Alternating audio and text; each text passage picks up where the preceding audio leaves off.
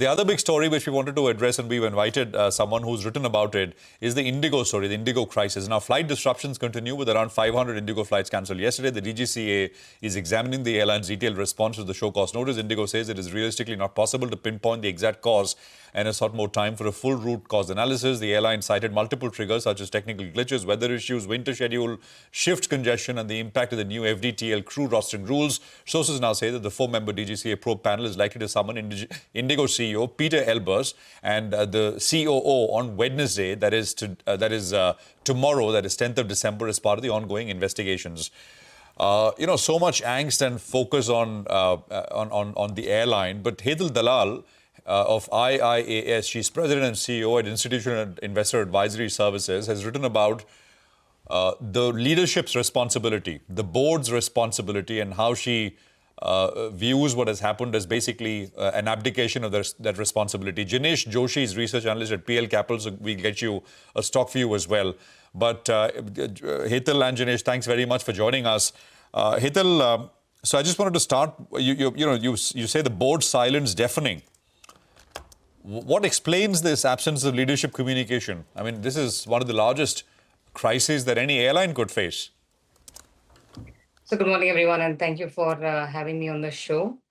Indeed, actually, the board's silence in what can actually be construed as almost like a sort of mini disaster is an element of concern. So if you look at the public communication that Indigo has had, right, the first communication, the first stock exchange filings on the 6th of December, well after the entire issue had turned into well after the whole chaos had erupted. And it's signed by a spokesperson. There's no name, it's just signed as Indigo spokesperson. There's been no public comment by the managing director who's on the board, neither by anybody from the board. Up until the information which came in about yesterday saying there's a crisis management committee which has been formed, which media has been reporting about, there's absolutely no clarity on what the board has actually done in this entire situation. See, one of the elements of this was that the whole FDTL rules, right? And company had almost a year plus to comply. So the whole question comes not only managing this chaos, but really what was the kind of monitoring which was happening in terms of just complying with these regulatory changes. And that's really the other element that we worry about. There is obviously clear reputational damage, Hetal, but it looks like, right? I mean, the airline is kind of relying on its dominant market share to, okay, this will pass. What else is the option? I mean, to basically weather all this reputational damage. Yeah, go on. Sorry, no, there is the context of too big to fail, as Menka says. But look, at the end of the day, they ran a lovely airline, right? It was on time. They have a very dominant market share, and they were able to sort of, get headway when the opportunity was there in the entire aviation industry. It's true that now it's an oligopolistic market. It's sort of a limited players, and Indigo is the dominant share. So beyond the point, it will likely get away because while customers will complain, there is reputation loss, but there are limited choices. And I think, therefore, this is the right time, given the entire chaos and the fact that, we are currently in this situation and the regulators also will have limited ability to do anything other than sort of impose maybe crippling fines. I think it's time to also review the entire industry and the way it operates, right? The costs of actually flying an airline, the anti-poaching regulations around or anti-poaching agreements that we seem to understand are happening between airlines. I think a lot of this now needs to be relooked at. So possibly this is the time to learn from the failures. Right.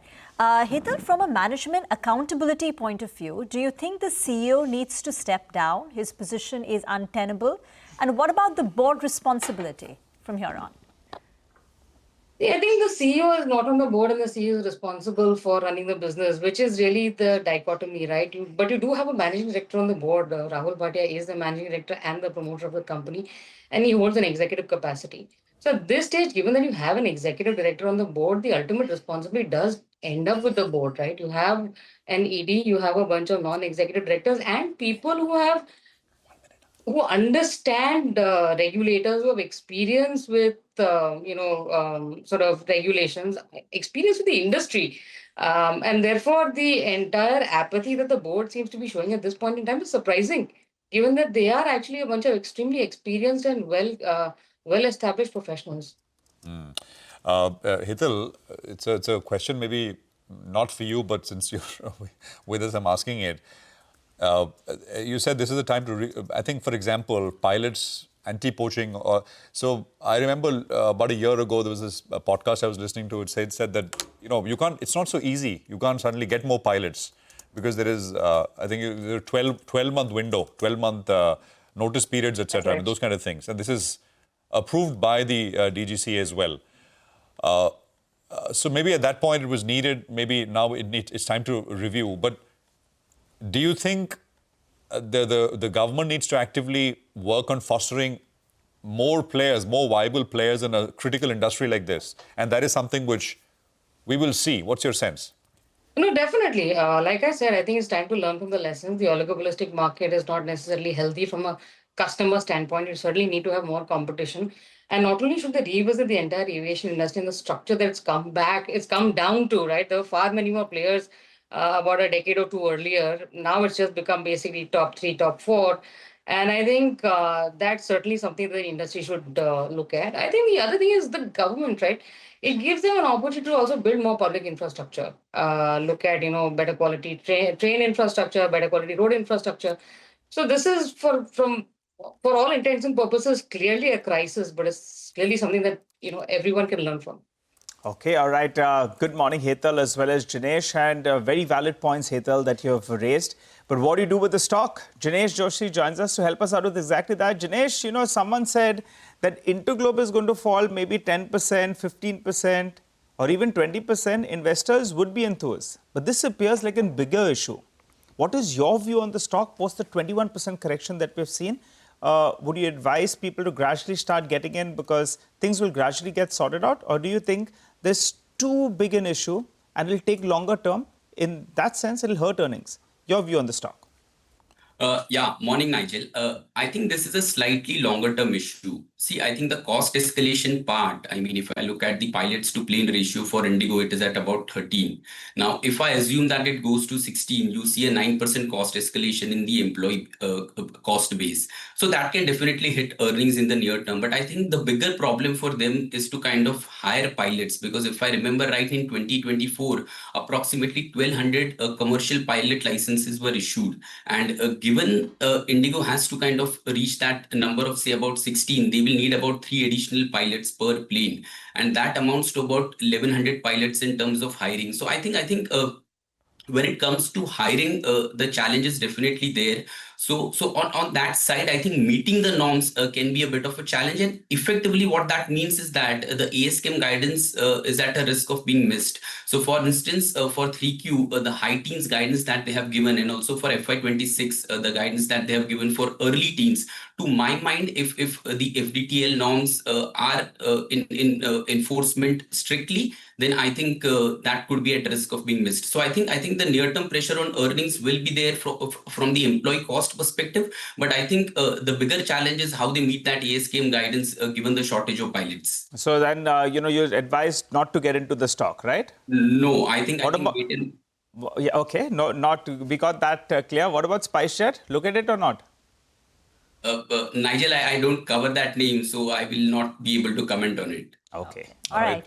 Yeah. The analogy I was giving yesterday of NSE and BSE, right? I mean, how BSE has now got 25% share. Parag, I don't know if that is the correct analogy. And we'll ask you this. I'm being told I have to take a break now. Also, sorry to interrupt, it also reminds me of the telecom situation, right? Yeah. Because telecom also today is just two large players, Jio and Bharti. Yeah. So Vodafone Idea is the third one. And there is BSNL, but always on life support, which is, never. So we'll...